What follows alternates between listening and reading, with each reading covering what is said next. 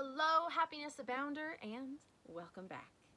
Today, I'm excited to kick off a new theme week all about perfectionism. That's right, perfectionism. You and I both know that that can have a huge impact on our happiness. And if you've overcome perfectionism, still tune in this week because you might learn something new and might see that there's a few other areas where you feel a need to be perfect in.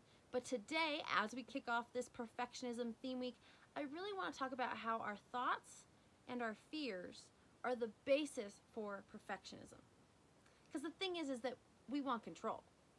I want control. Why? Because I am afraid. I have these thoughts that if I'm not perfect, I will be shunned. I have these fears of being isolated and lonely. So if I'm not perfect, I'm going to let people down. Right? There's a lot of thoughts and emotions that go around perfectionism. Some of those top ones, again, I'm going to let somebody down. They're going to see that I'm not supposed to be here. Right? Imposter syndrome perfectionism techniques there. Techniques, but like really not the greatest. Thoughts that, I think I already said this, but I'm not good enough. Thoughts that if people see that I make a mistake, they'll think less of me. That's a big one. People thinking less of you if you make a mistake. People thinking less of you if you don't know everything you should know. Which kind of goes back to our conversation last week. If you listen to some of those episodes, you don't know what you don't know, but once you do know, you can go. But perfectionism keeps us back from that. Because we don't want to raise our hand and say, I don't know, and then we don't learn. So we tend to beat ourselves up for not knowing what we don't know, but then beat ourselves up for wanting to raise our hand and ask because then we'd be perceived as less than perfect. And for some reason, in our minds, less than perfect means not good enough. I'll just say that one more time. In our minds, less than perfect tends to mean not good enough. But you are good enough. You 1000% are good enough. You are worthy and you are deserving of whatever it is in your life that you want. You are good enough.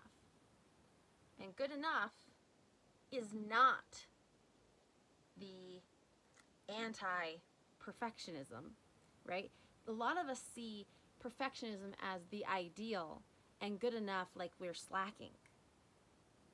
And I have this probably not the greatest phrase that I say to myself, but it gets me through the day, is when I feel like I am really struggling with perfectionist tendencies, which I tend to have, and I do some work and I feel like it's as good as I can do right then and there, right? It's good enough. I say this phrase. Now, some of you may be upset by this. It's kind of a funny little phrase. I don't mean it entirely seriously, but I say, good enough for government work. And that's not to belittle government workers or anything like that, but usually something that's a government job is not done to perfection, ever. It's done to good enough. It gets it handled, it gets it taken care of so they can move on to the next thing. And so this funny little phrase that kind of makes me smile, because I am saying it somewhat ironically, which I know I'm not a big fan of sarcasm, so this is my one sarcastic phrase, but I only say it to myself. Good enough for government work. Great. And that doesn't mean it has to be perfect, it means it gets the job done.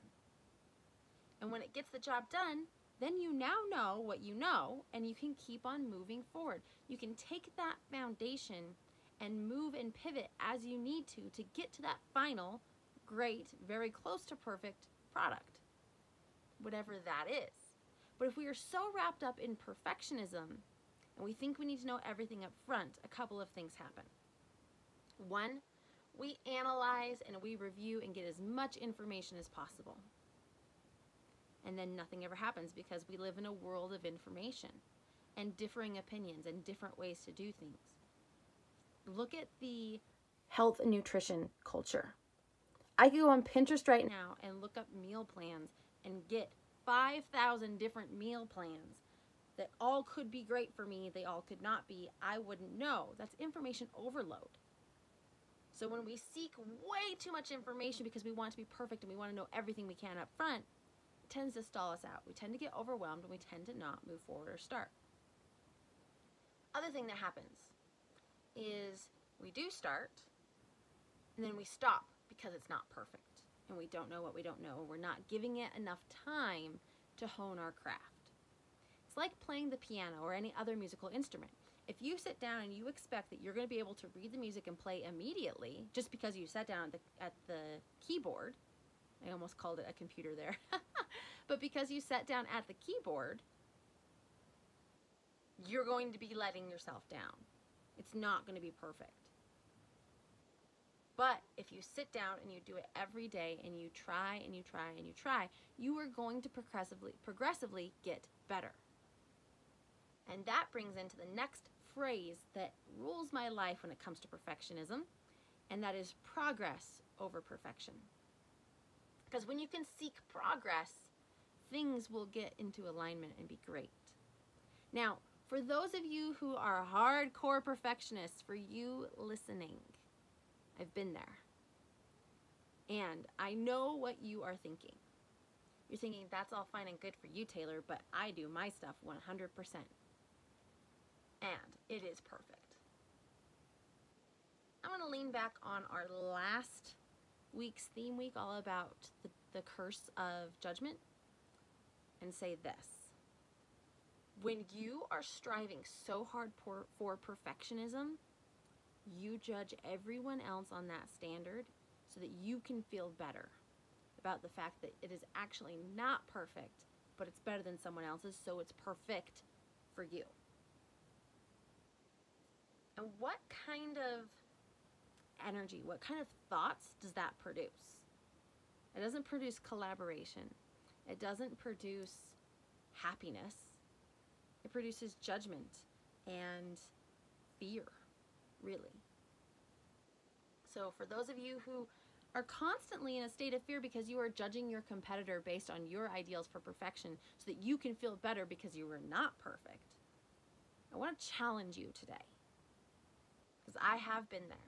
I have looked at people, I have looked at other women and been like, really, this is your event? Because I used to do wedding events and planning. But the thing is they didn't know what they don't know. Just because I know it doesn't mean I should hold them to that standard. What I can do is reach back and help. Instead of being like, well, my events are going to be perfect. Because guess what? They're not. They are not.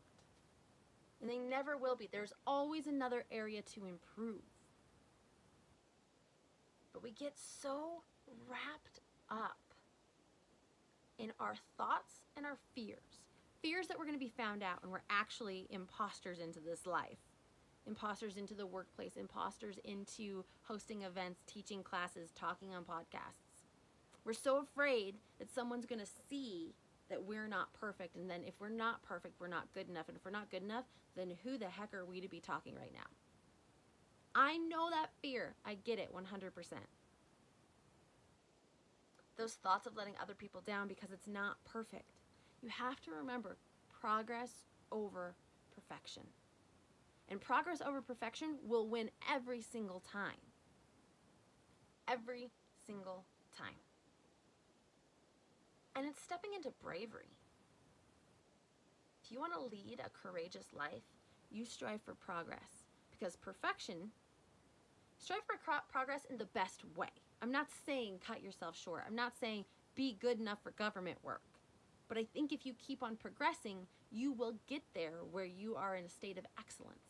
But if you think perfectionism is going to happen right out of the gate, you'll never achieve that state of excellence because you're gambling on fears and insecurities and lower confidence. And those never win outright.